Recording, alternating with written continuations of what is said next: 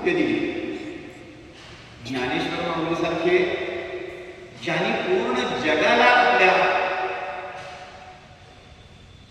उपदेश दिला, आणि तो कसा दिला, माझ्या पुरता नाही दिला, तर तो पूर्ण जगासाठी हे जे पसायदान आहे ते सर्व जगासाठी, सर्व जगाचं कल्याण व्हावं असं म्हणणारी ही मराठी भाषा आहे. आणि त्यामुळं या मराठी भाषेचं संवर्धन करणं हे आपलं प्रत्येकाचं कर्तव्य आहे.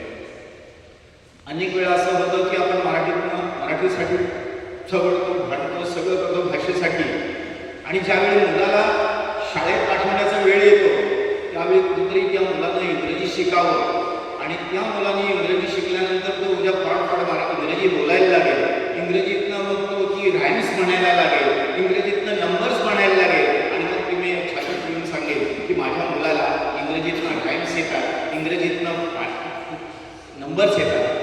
एज्युकेशन डिपार्टमेंट आहे, शिक्षण खातं आहे. या शिक्षण खात्यातला सर्वात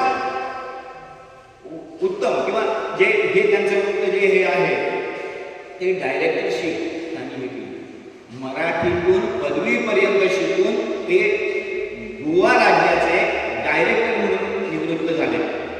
म्हणजे मराठीतून शिकून कुठेही अडचण येत नाही यात नक्की.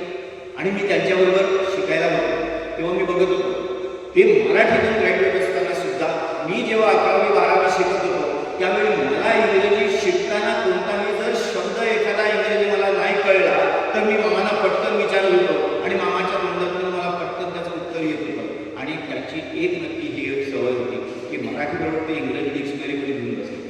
इंग्रजी समजा जर नाही समजलं